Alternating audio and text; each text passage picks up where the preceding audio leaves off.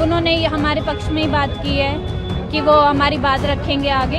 हर साल सब कुछ होता है, बट इस साल अलग क्या ऐसा हो गया कि इतनी ज़्यादा रैंक इन्फ्लेट होगी। राहुल जी से बस यही नीट के एग्ज़ाम के रिगार्डिंग की री-नीट की डिमांड के लिए अपील की है। ये जो मुद्दा है इसमें सही में स्कैम हुआ है, वो भी इसको है और इस एजुकेशन सिस्टम में, और उन्होंने एश्योरेंस दिलवाया कि इस मुद्दे को ज़रूर वो आगे रेस करेंगे पार्लियामेंट का जब फर्स्ट सेशन स्टार्ट होगा। यही बात हमने अपनी बात रखी री नीट के बारे में और बाकी प्रॉब्लम्स के बारे में। उन्होंने हमारे पक्ष में ही बात की है कि वो हमारी बात रखेंगे आगे, और उन्होंने यही कहा है कि हम अपना प्रोटेस्ट जारी रखें, वो हमारी तरफ से बात रखेंगे, वो सब अपने उससे करेंगे। हमें अपना पता है, हमें अपना प्रोटेस्ट जारी रखना है, वो अपने उससे प्रोटेस्ट करेंगे। मैंने इस साल नीट 2024 का एग्ज़ाम दिया था और मेरे 648 मार्क्स आ रहे हैं और मेरी ऑल इंडिया रैंक 31,000 के अप्रॉक्स है।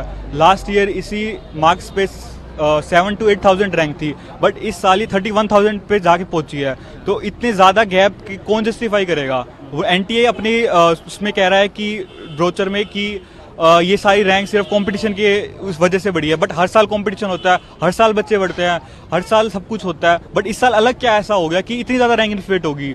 और पेपर डिफिकल्टी की बात करें तो पेपर उतना ही डिफिकल्ट था जितना लास्ट ईयर था। उल्टा इस साल फिजिक्स थोड़ी ट्रिकी थी क्योंकि मैं लास्ट ईयर का एग्जाम घर पे बैठ के दिया था, ये मेरा फर्स्ट अटैम्प्ट था।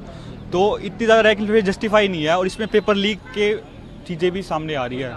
राहुल गांधी से हम 15 स्टूडेंट्स अप्रॉक्स थे, मिले थे, राहुल गांधी जी से बात करी, पूरा हमने इशू उन्हें बताया, उन्होंने पूरा आराम से समझा, अपने ओपिनियंस दिए। उसके बाद उन्होंने फिर ये भी बताया, एश्योरेंस दिलवाया हमें ये जो मुद्दा है इसमें सही में स्कैम हुआ है, वो भी इसको है और इस एजुकेशन सिस्टम में, और उन्होंने एश्योरेंस दिलवाया कि इस मुद्दे को ज़रूर वो आगे रेस करेंगे पार्लियामेंट का जब फर्स्ट सेशन स्टार्ट होगा।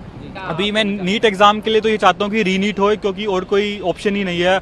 और यूजीसी नेट का यही है, जो लास्ट कल एग्जाम 18 को एग्जाम हुआ था यूजीसी नेट का, और आज 19 को कैंसिल हो गया था यूजीसी नेट का एग्जाम। बट और उसमें बस एक आशंका उन्होंने बताया कि हमें आशंका थी कि इसमें पेपर लीक का मामला सामने आया है, और उन्होंने सीधा एग्जाम कैंसिल कर दिया 9 लाख बच्चों का।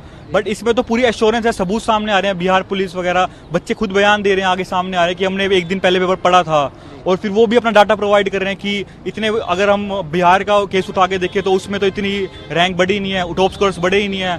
हमारी डिमांड यही है कि री-नीट होए, क्योंकि अगर स्कैम हुआ है तो ये बहुत लार्ज स्केल पे हुआ है, इतनी रैंक इन्फ्लेशन छोटे मोटे स्कैम से नहीं हो सकती। हम पेरेंट्स हैं, बच्चों के साथ आए हैं, बच्चों ने नीट का एग्ज़ाम कंडक्ट किया है जो, तो राहुल जी से बस यही नीट के एग्ज़ाम के रिगार्डिंग की री-नीट की डिमांड के लिए अपील की है। उन्होंने हमारे पक्ष में ही बात की है कि वो हमारी बात रखेंगे आगे।